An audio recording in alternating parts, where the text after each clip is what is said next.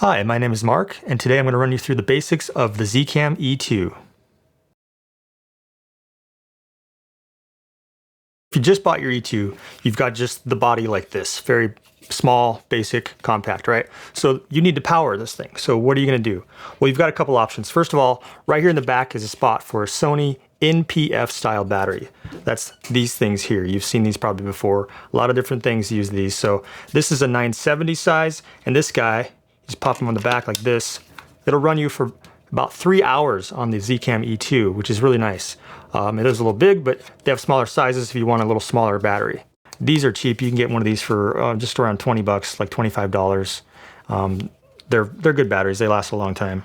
Now, as you start to build out your rig and you're gonna have a monitor, maybe some other accessories on there, you might wanna move away from these kind of batteries and move into a V-mount or a gold mount. So something like this. This is a mini V-mount. This one's from Swit. You can find these online. I'll put a link down below. I got this on eBay. And so how this is going to work is this has a D-tap out. So you're going to need to get some cables. You might end up something like this. This is kind of what I have going on. I've got a splitter. I've got some outputs to different things, USB. This one feeds my monitor. This one feeds an EVF. So it's a bit more cabling, but it's nice to have a single battery to power everything. It's pretty cost efficient, and just the size and weight, it's a good way to go.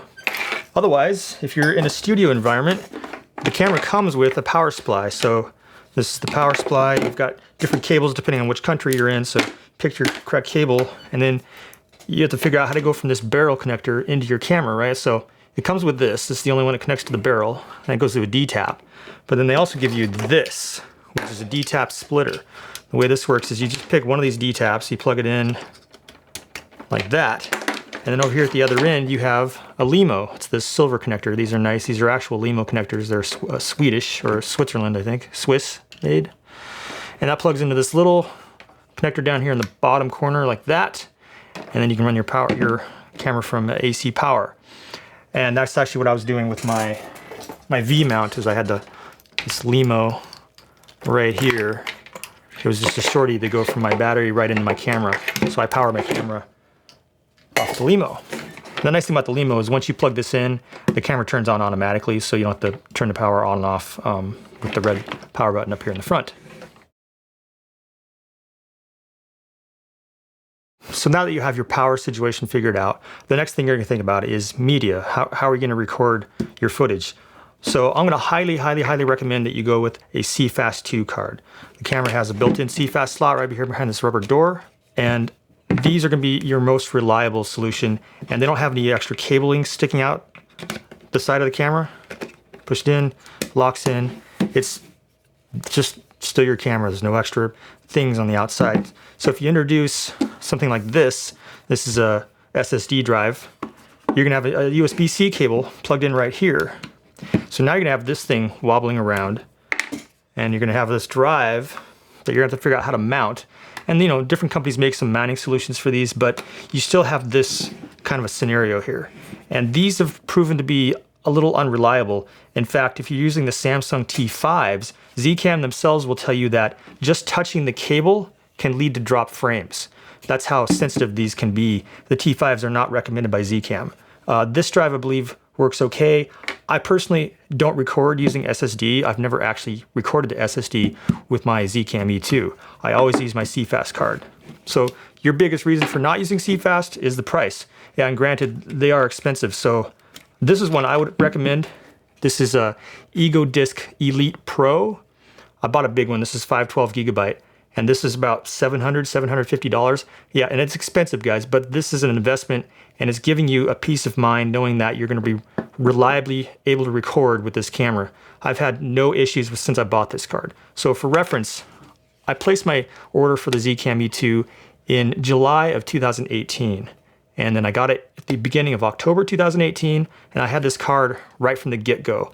And I've had 0 issues with it. It's been 100% reliable. No read issues, no recording issues, no drop frames. So you can get cheaper ones. There are some brands out there that are much cheaper, kind of no-name, but they still work. You can dig through the Facebook group, the zcam E2 Facebook group, and find some posts about that. Just search for CFast card or something like that. You'll find some posts. Just do some research. I would still recommend the Ego Disc. Zcam recommends the Angelbird cards. They actually come pre-formatted, so you can just stick them into the camera and record right away. I'll talk about formatting these cards.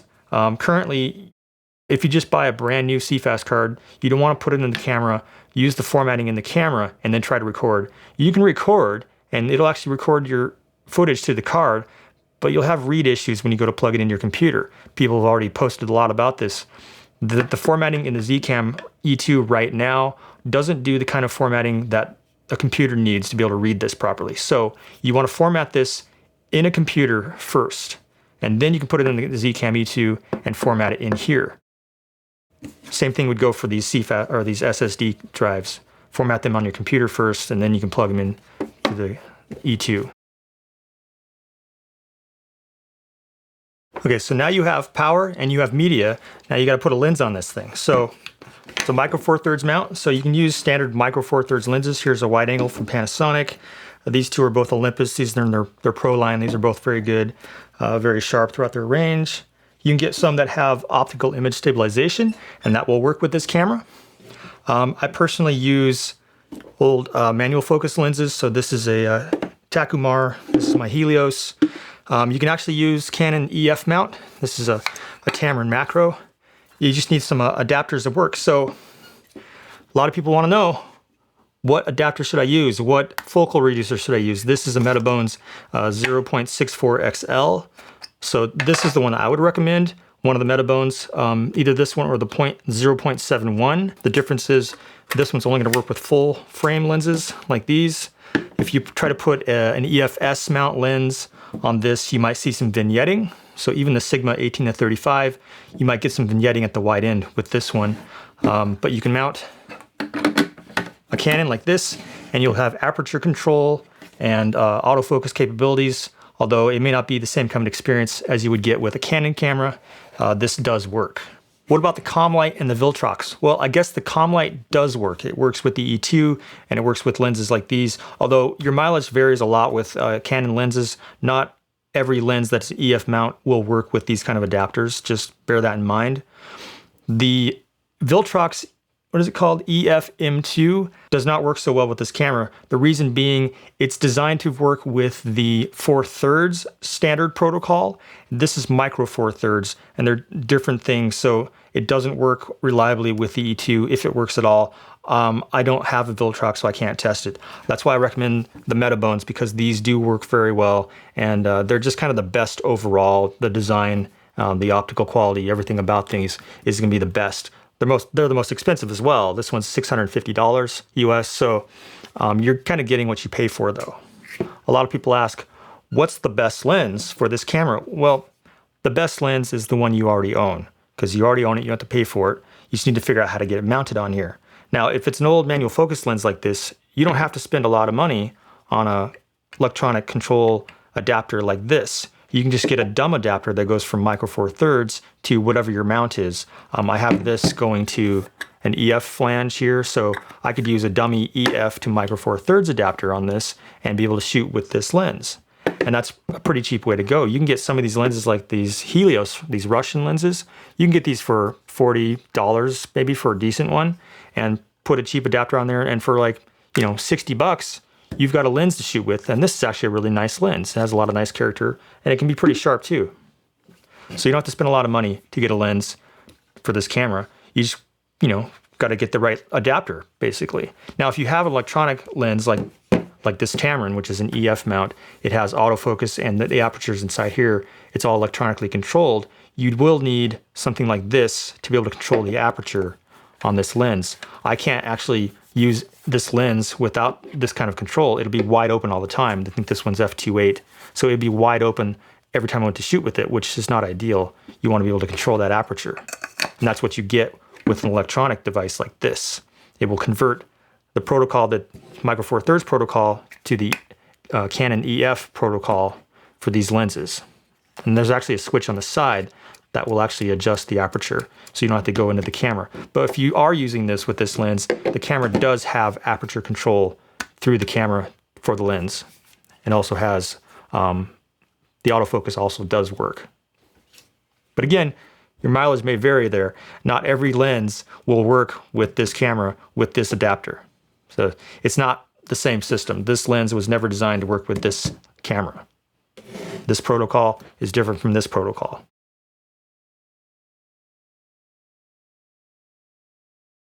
So now you have your battery, your media, and your lens, and now you're ready to record. So let's look into the resolutions and codecs in the menu so that you can get set up and record the way you want to. So when you first turn your zcam on, you're going to be presented with a screen like this. This shows all of the general information, your shutter angle, your f-stop, your ISO, and so on and so forth. I'm going to jump right in the menu and give you the most basic setup for recording. So first page here, first menu, record. You can see we're at a 4K resolution. Let's take a peek, let's see what's inside here. We have a bunch of different modes. These are the low noise, wide dynamic range modes, Cinema 4K and 4K. And then standard dynamic range mode, Cinema 4K and regular 4K. We have some wider aspect ratios, 2.4 to 1 in Cinema 4K and 4K. This is for anamorphic shooting. These are intermediate modes if you want something greater than 1080 but less than 4K. And this is 1080 right there, and we go right back to the top. So I'm going to stick with standard 4K. That's 3840 by 2160 pixels. And then project frame rate. Right now it's set to 23976. This is very common in America. 24 is only for true movie frame rates. Like if you're going to go straight to a cinema, you might choose 24, but it's actually not very common anymore. 25 is what they shoot in PAL in many parts of the world. 2997 is another old NTSC holdover frame rate. And this is actually the one I generally use. I like having the higher frame rate than 23976. So I'm going to choose that one. We also have 50 and we have 5994, which is the double of 2997 basically. So that means the file you record is going to be 4K, 29.97 frames per second. If we go to the next menu here, video, we can see we have our variable frame rate options and the encoder options. So let's go to the encoder. So we have H.264, H.265, and then different flavors of ProRes. I don't recommend H.264 unless you have a very good reason for it. That would be if you're recording very, very long sessions, like hours-long sessions. You might want to choose this one because it's going to have the smallest file sizes. But this will be the lowest quality image on this camera. It's only 8-bit color, so you're losing some image quality there. H.265 is very good on this camera. You get a lot of detail. It's 420 color. Now, if you want the best image quality, you want to go all the way up to ProRes 422 HQ. That's going to give you 10-bit 422 color, and it's going to have the highest bitrate as well, though. So watch what happens to my media recording time here on my main screen. I have 1 hour and 4 minutes. It's not bad, but remember, I have a 512 gigabyte card that's essentially empty. So at this level of recording this encoder, I'm only getting 1 hour of recording time in a 512 gigabyte card. That's a lot of footage. Now if I switch this back to H.265, watch how much time I have now. 4 hours and 52 minutes. That means essentially H.265 is 5 times more efficient than ProRes HQ. The file sizes are small and the quality is very good. In fact, you'd be hard-pressed to recognize the difference between H.265 and ProRes. Here's a side note about ProRes recording. So I've set this camera to ProRes 422 HQ. My variable frame rate is off, so I'm just at my base frame rate of 30. And so I'll go over here and I hit record and I wave my hand in front of the camera, and hey, everything looks great, right? So let me hit stop. Now if I go to playback though, oh, file is not supported. What does that mean? So the camera supports recording ProRes. It does not support playing back ProRes. So what you need to do is go into the menu, video, and turn on proxy file. What that's going to do is record a H.264 proxy file that lets you see what you just recorded. So let's see how that plays back. So I'm still at, let me go in here, I'm still at ProRes 422 HQ. I hit record, wave my hand in front of the camera, and I'll snap. So we know that's that file.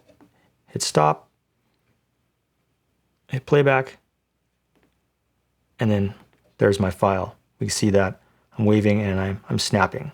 So that's how you get playback for ProRes on the E2.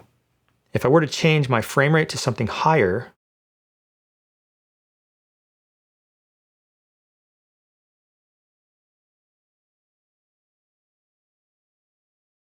you see HQ is grayed out. I can't select it.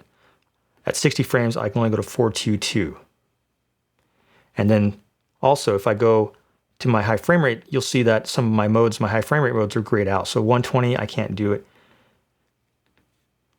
If I go to LT, let's see what happens. Nope.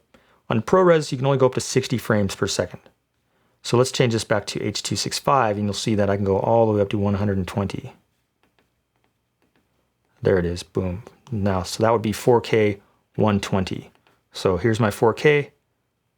And now even though this says project frame rate is 60, I'm still recording it at 120. What happens is the software interprets this in different ways. You're recording 120 frames regardless of what your base frame rate says here. This is just what will show up on the file. It'll say, hey, I'm a 60 frame per second video clip. I'm going to put this back down to 30. So now it says, hey, I'm a 30 frame per second video clip, but you still have, if I selected 120, you'll still have 120 frames per second. It defaulted back down to 0 when I changed my frame rate here. So if I had this on 30 and had this 120, I am recording 120 frames per second. The file is going to say I'm 2997. Now there's one other thing to think about here. So we've got already two places where we have to think about the frame rate. On the record menu, and the video menu, variable frame rate, 120, right? There's one other place up here, and it's the playback frame rate right here. So we have default and we have VFR. What does that mean? Well, this affects how the software plays it back. So if you're at 4K 30 frames per second base frame rate, but a VFR, a variable frame rate of 120, if you have this set to default, both the camera and your post software are going to play it back in different ways. So let's do a little test here. Let me hold this button, hit this to get my video preview on. You can see my hand. So I'll hit record. Now the menu blanks out when you're at 120, so be aware of that. I can't actually see what I'm doing here, but I'm waving my hand in front of the camera. Hit record, stop. So playback mode, you hit the power button just once. There's my folder. Hit OK, and we'll see my hand come in here, and we'll take note. Okay, see how it's at slow motion? It might be hard to tell from watching it, but my hand is moving in slow motion.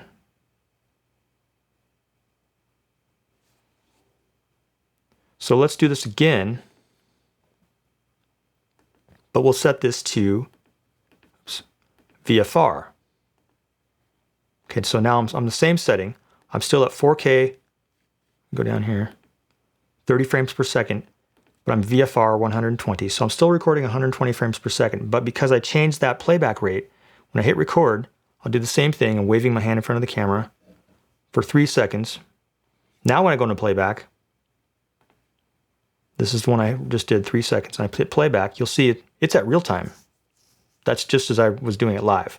So that's what the playback frame rate does. If you have it on VFR, it's kind of confusing. That's actually going to play it back in real time, regardless of your VFR setting. Default means it'll play it back in slow motion up to whatever frame rate you set it at. That's a little confusing. It's also confusing because when you get that into your post software, it's backwards.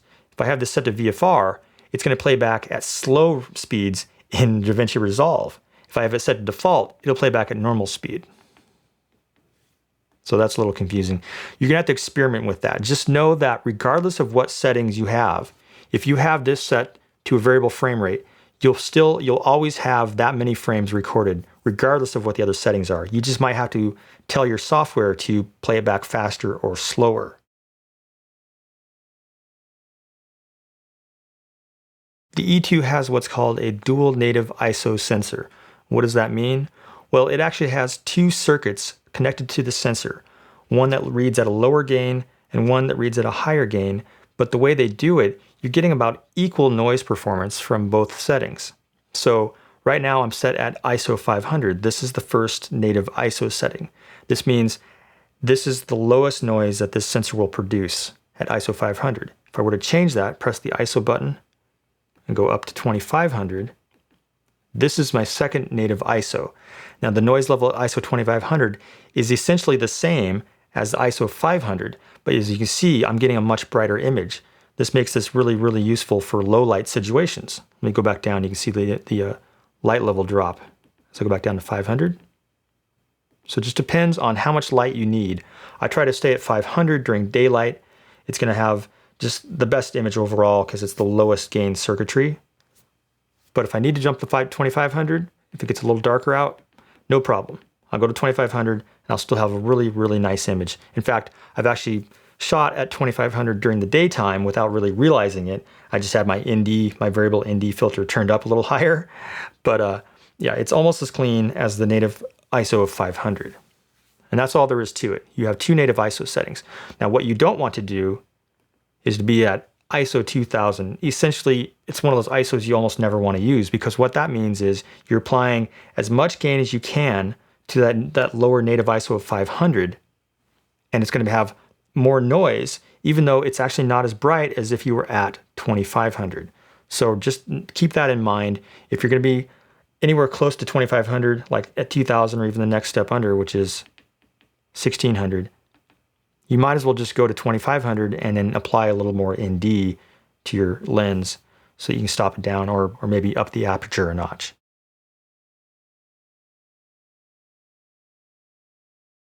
Wide dynamic range takes advantage of both of the native gain circuits in the camera. What that means is the ISO 500, ISO 2500, it's going to basically combine those two to give you a wider dynamic range. I'll show you what those look like. It's in two places. This is a little confusing, but bear with me here. So down at the bottom, we have WDR. If you turn that on, the camera's going to cycle. It's going to change some settings. It takes a couple seconds. So basically, the wide dynamic range combines both gain circuits. So you're going to have a lower gain circuit, which is going to do the brighter parts of your image, and then the higher gain circuit, which is going to bring up the darker parts of your image. It gives you a greater dynamic range. There's no tricks. There are some side effects though. So since you have two different exposure times, one at a lower gain and one at a higher gain, you can have some ghosting. So moving objects, if you wave something like your hand in front of the camera, you'll see that it ghosts a little bit. It has a trail. Zcam recommends a minimum shutter speed of 1/200, which is relatively high depending on how you're shooting. Another side effect is you get more rolling shutter. What that means is if you pan your camera quickly back and forth, they start to look like they're on an angle, like they're leaning over. That's the rolling shutter effect, also known as the jello effect. It's higher when you're in wide dynamic range because the readout speed of the sensor is slower. So now that I changed it to wide dynamic range, anything that I select here is going to be shooting in wide dynamic range. Now, you'll notice though, if I go back to standard dynamic range, right here, again, it takes a couple seconds to flip over.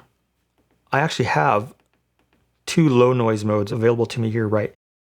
Even though I'm not in the wide dynamic range mode, these are essentially the same thing. So in Cinema 4K and in 4K, if I select those, it doesn't have to change over. It's going to do the same thing, basically, give me a wider dynamic range, but with more jello effect without having to change the whole camera to wide dynamic range. So you can quickly switch between the two modes, just like that.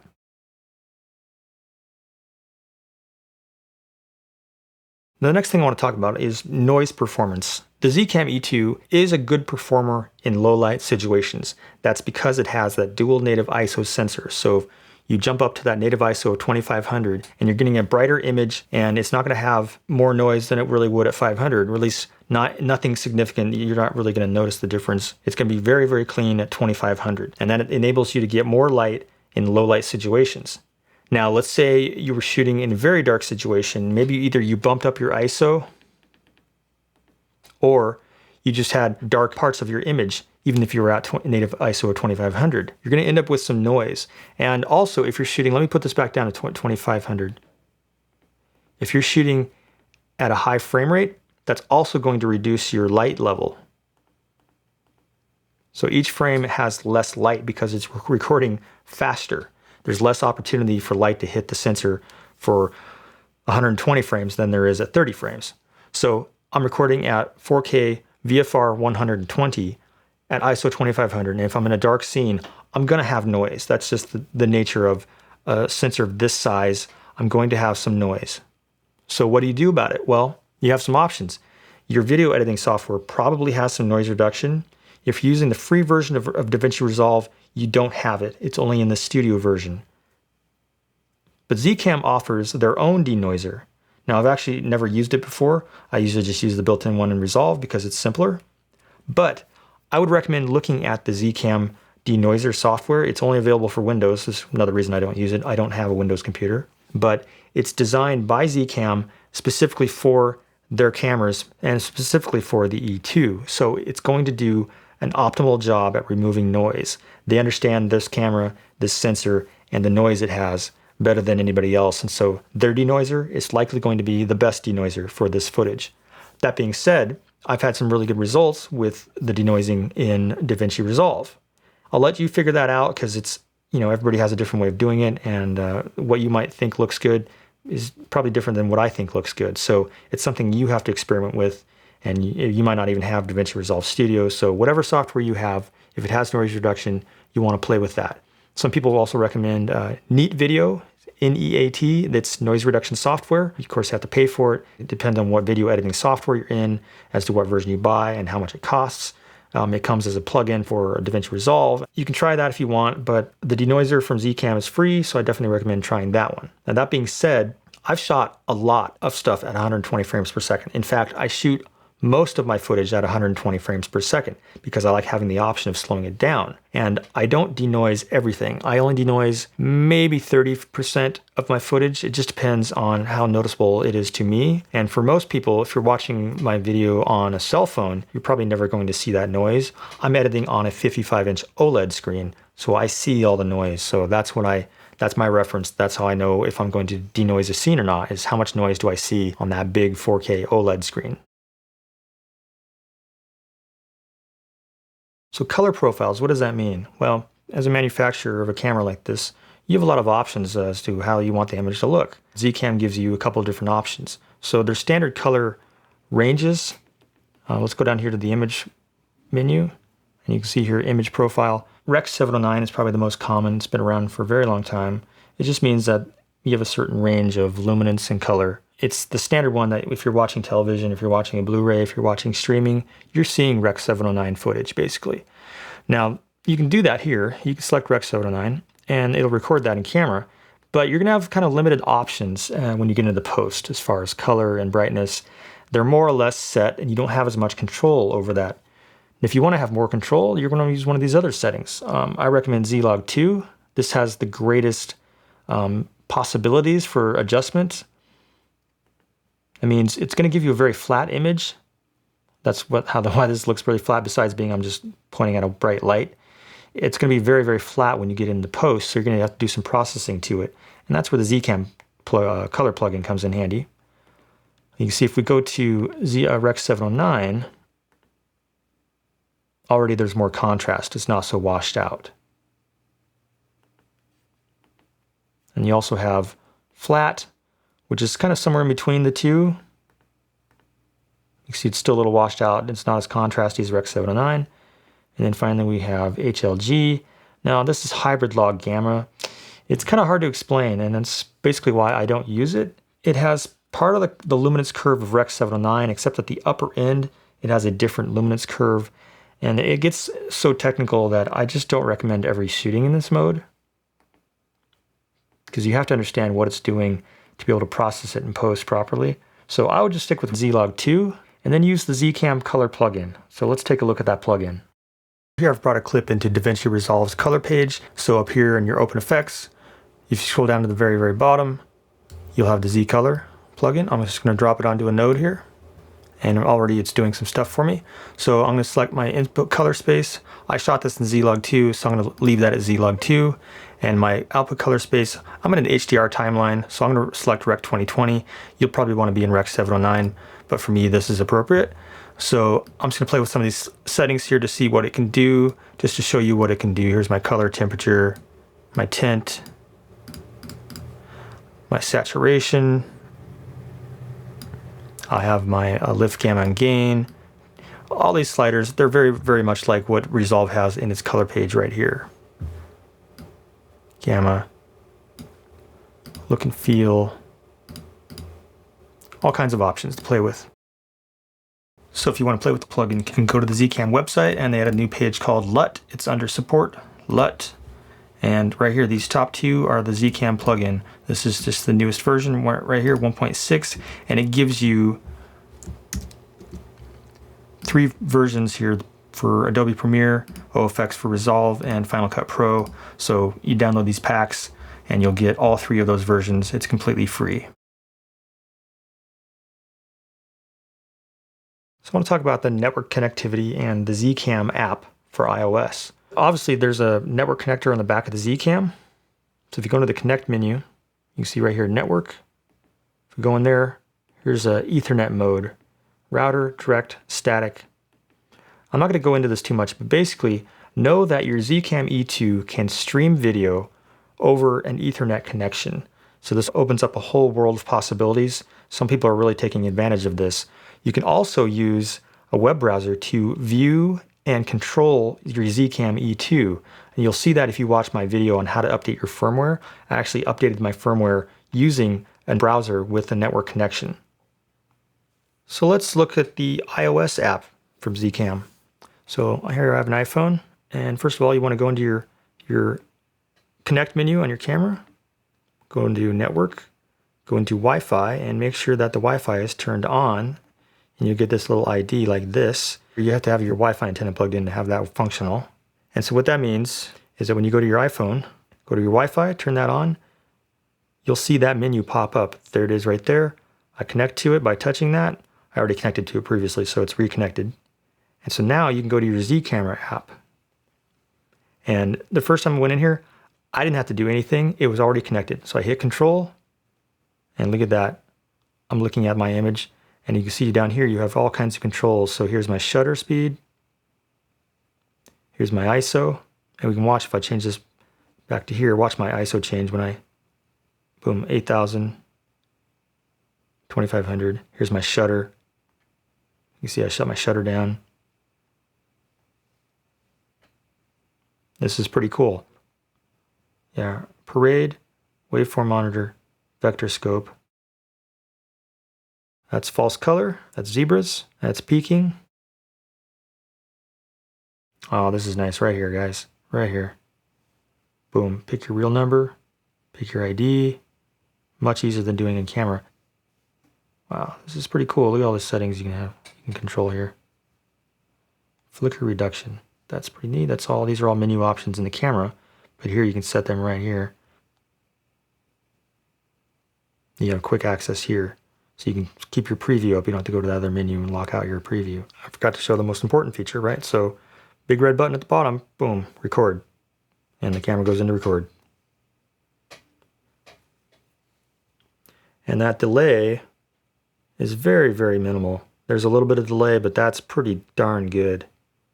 So thank you for watching. If you think I missed something about the zcam E2, let me know in the comments and maybe I'll make another video about it. If you like this video, please hit that subscribe button and then hit that little bell icon so you know when I post my next video. Thanks.